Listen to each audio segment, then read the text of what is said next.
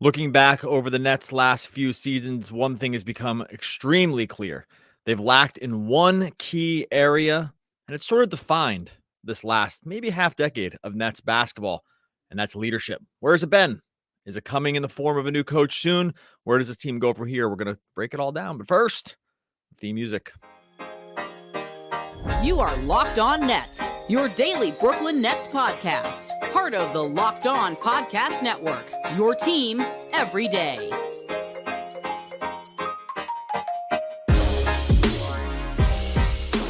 Brooklyn, yo. All right, welcome back to the Locked On Nets podcast on the Locked On Podcast Network. It's your team, the Brooklyn Nets, every single day. I am Doug Norrie, owner and operator, dailyfantasysportsrankings.com, DFSR.com for short if you need projections, FanDuel, DraftKings, NBA, MLB, NHL. It's all there for you over at DFSR.com. No Adam Armbrecht on the podcast today as we roll through the first weekend of NBA basketball, NBA playoff basketball. As of this recording, not all the way in the books, recording this on Sunday morning. So if anything crazy happens on Sunday in some of these games that we'll all be watching, forgive me. That's just sometimes what happens with the timing. But watching the playoffs this year and, kind of watching and thinking a lot about the end of this Nets season. And we had talked sort of offline about this and a little bit on dribs and drabs of the shows over the last couple weeks and trying to identify sort of like what have been some Nets key problems over the last few years. This disappointing run, these high expectations, low results sort of run going back a few years now easily. Trying to identify sort of like one common thread that's been the case with these teams. Even though the players have changed, the coaches have changed, and the GM and the owner remain the same. But things that kind of track along where things have gone wrong on sort of a high level, because there's lots of different things we can point to over the years, right? And then we'll go through some of these things now. But one sort of key area that's becoming sort of increasingly clear that has been a Nets problem over these last few years. And let's go all the way back to like sort of the beginning of the KD Kyrie era and then sort of going on from there in terms of just like overall stability, is that it's been very difficult to sort of find leadership within the Nets organization, all the way from maybe probably the owner all the way down to the players, and being able to identify like who have been the stabilizing forces, who have been the leaders, who have been the players or coaches or front office people that you can look to and say, hey, these are the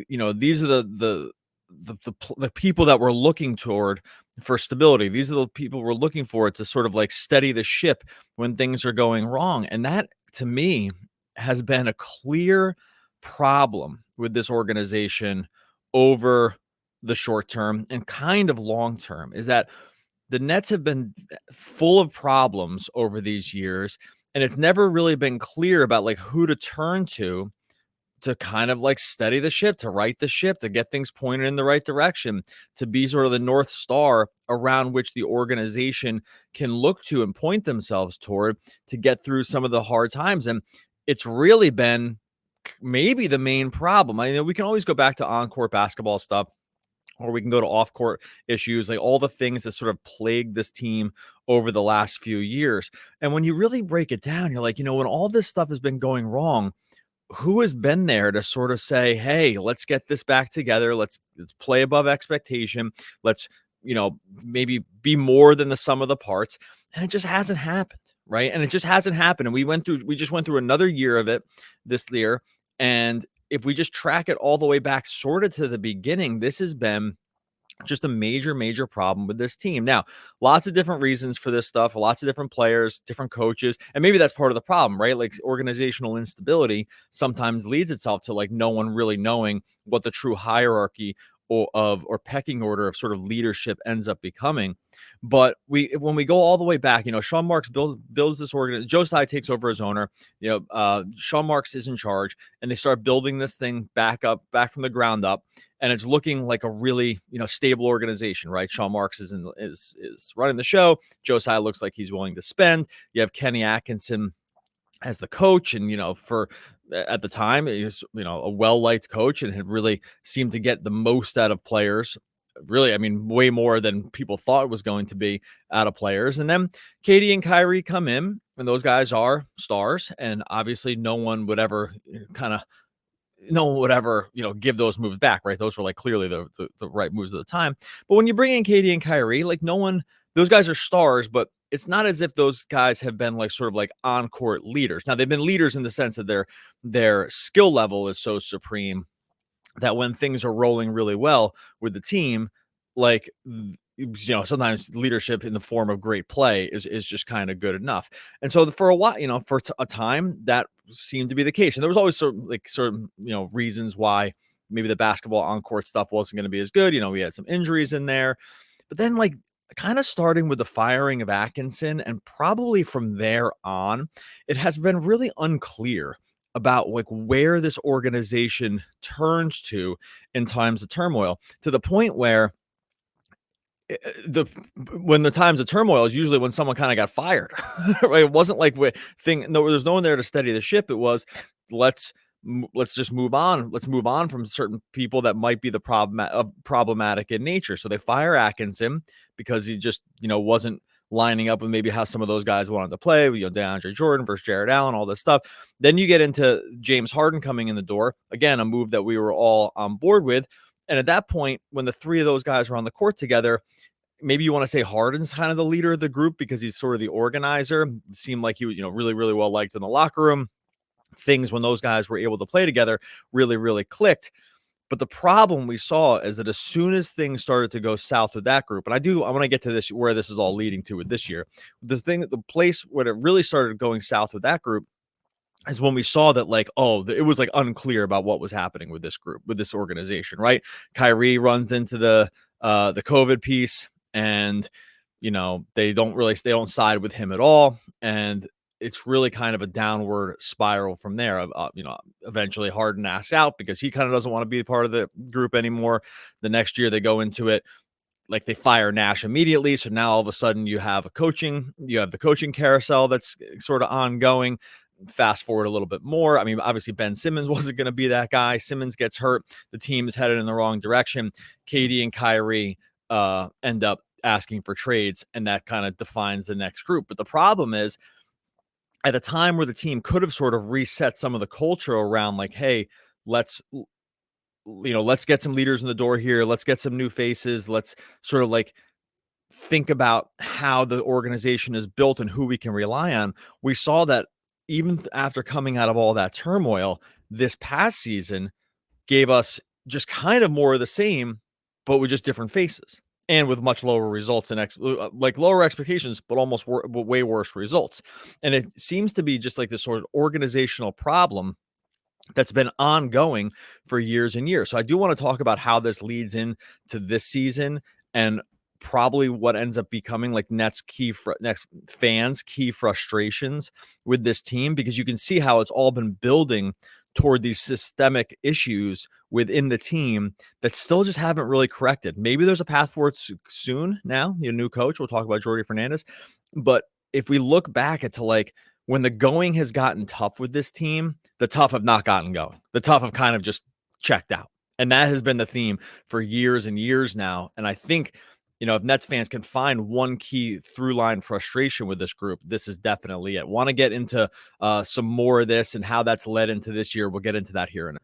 Before we get into that, I'll tell you about our friends over at Monopoly Go. Look, we've all been there, player, fan. It's halftime. Scoreboard's not looking good. You're feeling low. You're not sure your team can pull out a win. That's when you got to dig deep. You got to lift your head up and say to yourself, time to get back in the game. Pull off some bank heists. Take as much of my friends' money as I possibly can. That's right. Smash hit mobile game Monopoly Go lets you compete with your friends to get the most riches and the biggest empire. It's a Monopoly you love, but on your phone anytime with new tons of twists and leaderboards. You compare your progress to your buddies. There's so much to do. You play on all those different Monopoly boards. You make your friends bankrupt by smashing their landmarks with a wrecking ball. Charge other players rent for your on those iconic properties. You can even work with your friends, crack open community chests in tournaments, get rewards, and climb that leaderboard. So get back out there, put on your game face, and download Monopoly Go now free on the App Store or Google Play. And when you're done with that, head on over to our friends at GameTime. Look, when you're headed to the event, when you're headed to the concert, the sporting event, the play, the comedy show, whatever it is, you're getting tickets. You want that experience to be fun. You're headed off to do something fun and enjoyable. You don't want the ticket buying experience to be a hassle. This is where GameTime steps in and makes it not only the best deals, but the easiest ticketing app that there is out there. They got the last minute deals. You can save up to 60% off for buying last minute sports concerts, comedy theater, whatever it is. They get the flash deals. They have zone deals. You can save even more when you choose a section. Then you let GameTime choose the seats for you. All in pricing. You get the seat views. That's great news because you're going to be able to see exactly what you're going to see when you sit down in those seats. Panoramic view from the seat within the app. Lowest price guarantee. Or, you'll love this, GameTime will credit you 110% of the difference. Take the guesswork out of buying tickets with GameTime. Download the GameTime app. Create an account. Use the code LOCKEDONNBA for $20 off your first purchase. Terms apply. Again, create an account. Redeem the code LOCKEDONNBA for $20 off. Download the GameTime app today. Last minute tickets, lowest prices, guaranteed. All right, so we head into this season, and it really becomes apparent this season that the Nets were, again, with a directionless organization when it came to sort of who to turn to when the lights got bright or when things got hard or whatever sort of hyperbole you want to use around sort of when things just aren't working out the way you want them to. When this season started, it very much seemed like the hierarchy of sort of leadership was going to be, at least on the court, was going to be Mikal Bridges, obviously coming off the very strong end of the season last year. Expectations around his play were very, very high.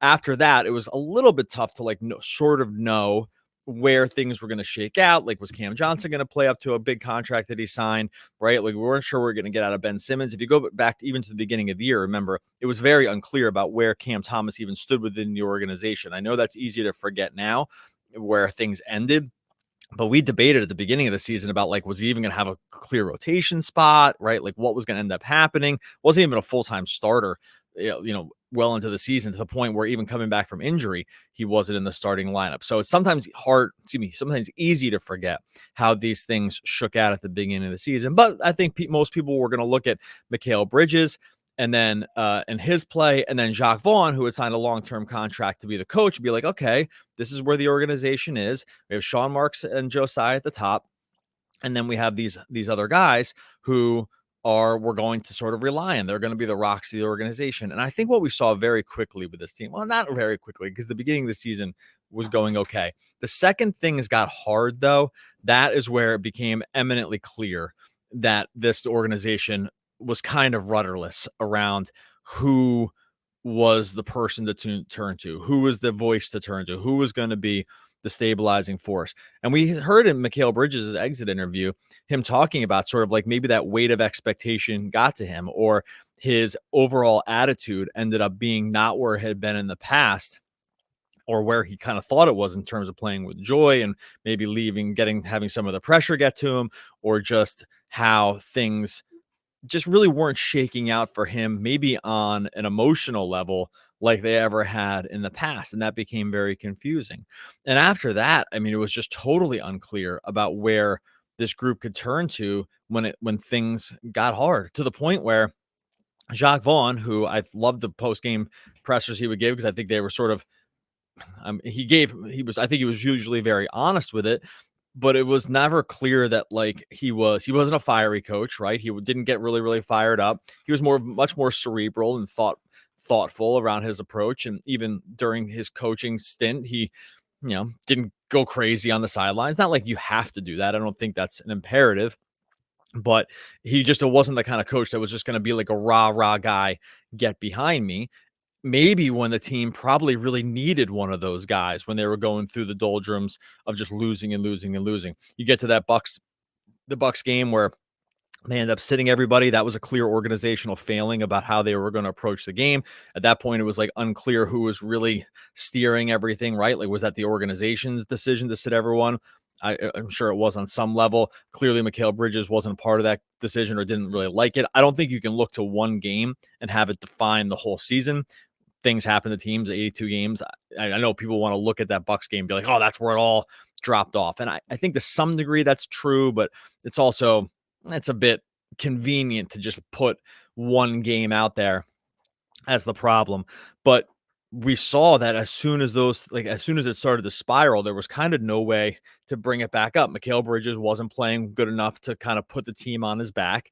There was still maybe some outstanding or unresolved kind of pecking order stuff with like who was going to lead the offense. And we saw Cam Thomas taking more shots and being the starting lineup.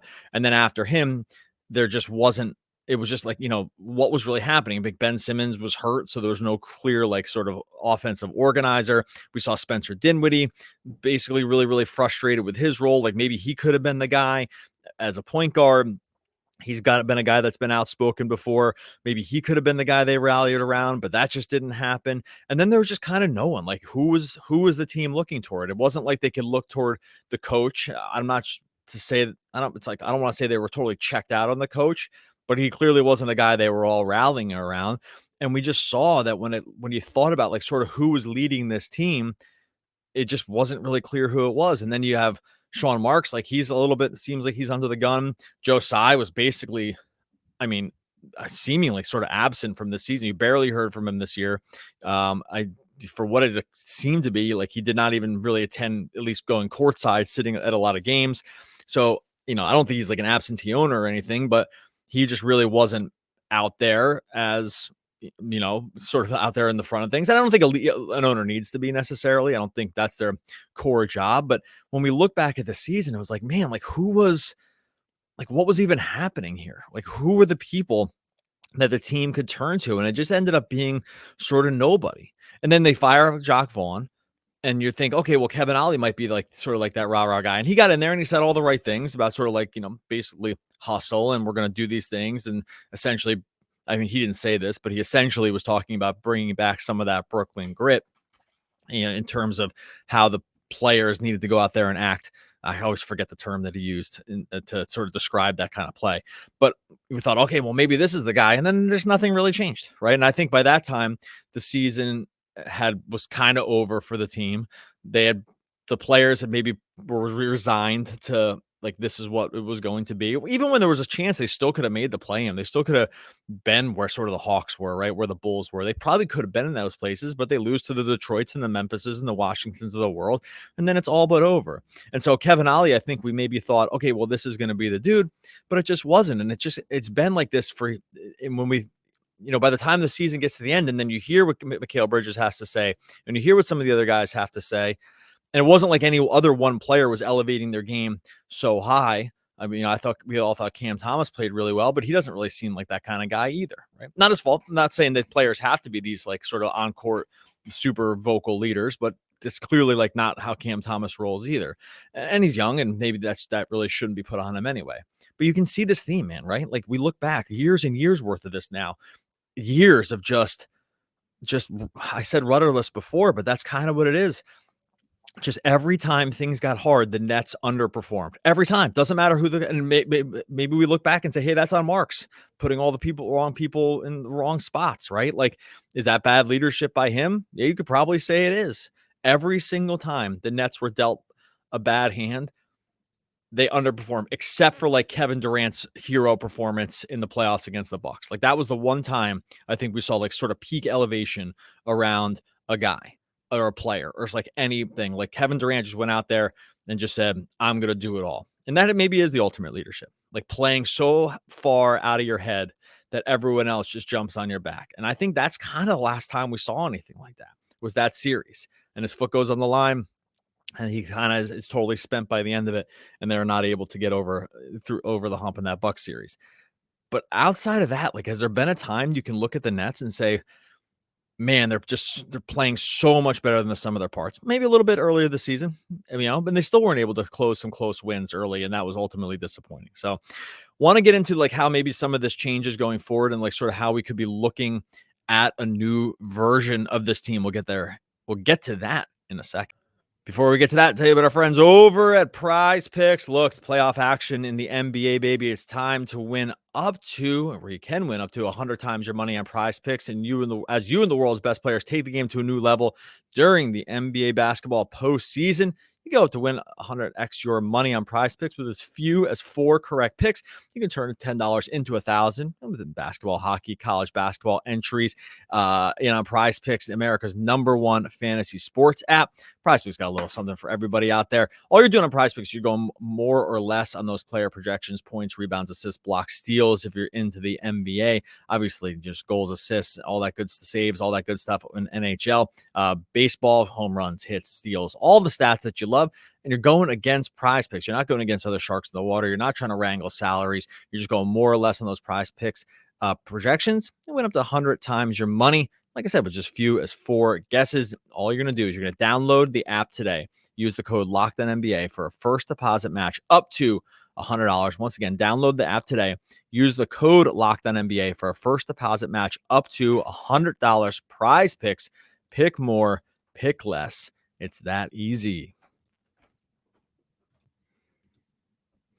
All right, so where do the Nets go from here? Obviously, the big thing that's going to happen this offseason, which is basically essentially already happened now that the Kings are out of the playoffs, Jordi Fernandez is going to come in and be the new coach. Is this the guy the team has been waiting for?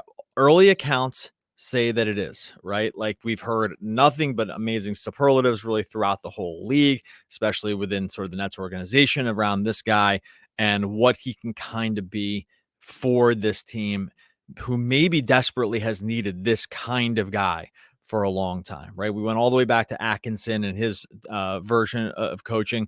But then when they bring in Steve Nash, like even Nash wasn't that kind of guy, right? He was a guy, which at this point kind of just seems like he was like sort of like a name brand kind of dude that they brought in, never coached before, and was probably just relying too much on the players to kind of get things done. And we talked about why Jacques Vaughn wasn't that guy. And we talked about sort of what happened with the Kevin Ollie, and they just haven't had maybe this kind of guy. And we've seen some clips from Fernandez talking to like Team Canada, times where he's just been in that mode of, or like summer league stuff, and just kind of like go coach mode. Is this the kind of team, this Nets team, are they built to absorb and take on some of that attitude? I think they're ready for it. Now, would that be like a star thing? Like would guys like KD and Kyrie have been into that? I don't know. It's like hard to know, right? Harden, it's hard to know. Those guys have moved around a lot. It's like a little bit difficult to kind of know what is going to resonate with those dudes. With this particular team, is this like really what they need right now? For sure. They need this bad. Will it work? I sure hope so. Like they need it. They need a season this year of playing above expectation, right? They need a season of being more than the sum of their parts. If they want to go into 2020, the summer of 2025, with the hope of grabbing one of these like superstars with cap space, or making this team a really attractive looking place to come and play, sort of like they did when they first brought in KD and Kyrie, they need a season where they can turn to someone and say, hey, this is how we're going to roll. This is the attitude that we're going to bring. This is how, like, this is sort of the ideals that we're going to espouse. And we're going to play more than the sum of our talent parts, because it looks a lot like they're going to have a very similar team to this year, but they just have to be better. If they want to be an attractive organization that other really, really good players, a la superstars or AKA superstars, want to come in and play, this team has to have a year where they just kind of go back to those years prior to KD and Kyrie, where they were just punching so far above their weight that it was exciting when they were, playing tough against the Sixers in the playoffs, and Jared Dudley's talking trash against Ben Simmons. And are they like, are they winning those series? No, but everyone's super excited about it. This is the thing that the team has lacked, the organization has lacked for a long time. It's pretty clear that Sean Marks' job sort of relies on it at this point. He's stayed, I think, past maybe the time where some people thought he should have been here anyway, but it's going to rely on them being better.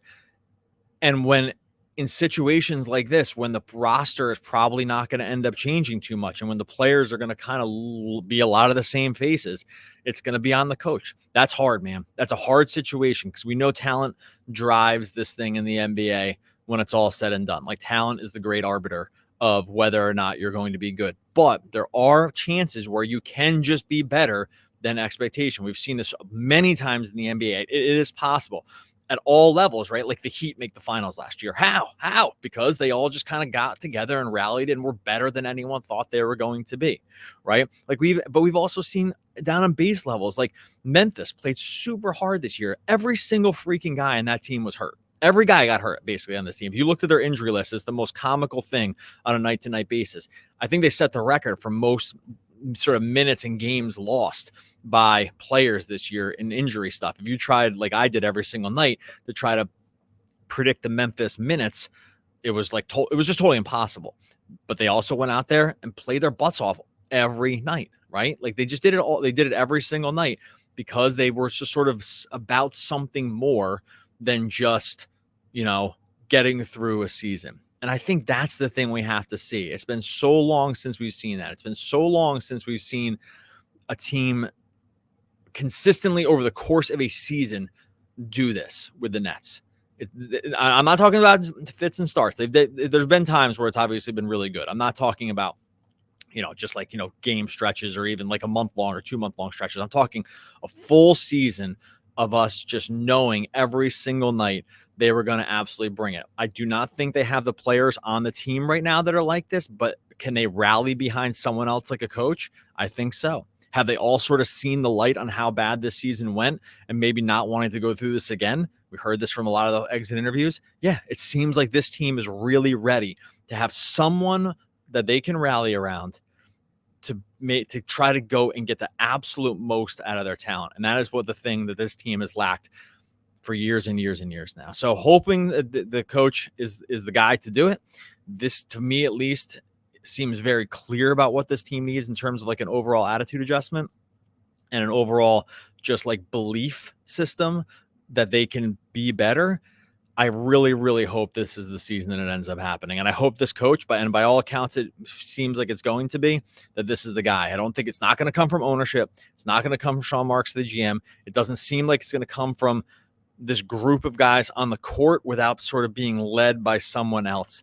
And I'm really, really hoping that's what we see this year. And I think they're primed for it. I think based on how this season ended, new face in the building, and what we see from Jordi Fernandez sort of in just the moments where he's been given the reins to kind of be that guy, this very much does look like the guy that can be there. And for a team that needs leadership, I think that this is, they're set up at least to like have this new face be the guy that can rally around. Okay. We've got some cool stuff headed this week. Got a really cool special guest coming in here. Don't want to say who, just in case it doesn't work out, but I'm pretty sure we're going to have a pretty big name in Nets world coming through the offices this week. So really, really excited about that. Obviously, Adam and I will be back still talking NBA offseason stuff as we go, as Nets offseason stuff, playoffs too. I think these playoffs still are really lining up to be really, really cool. First couple days have been awesome, I think, already, and there's probably just gonna be more of that to come. So we'll break down some NBA playoff stuff as well. Make sure you are subscribed to Locked On Nets wherever you listen to podcasts. Make sure you subscribe over on the YouTube feed as well. Always get to this part of the podcast where usually it's up to Mr. Adam Armbrecht to give us one of the quotes from the great American poets. I don't have one prepared, so I'll just say Adam Armbrecht, one of the great American poets. We'll be back again tomorrow talking more Brooklyn Nets basketball.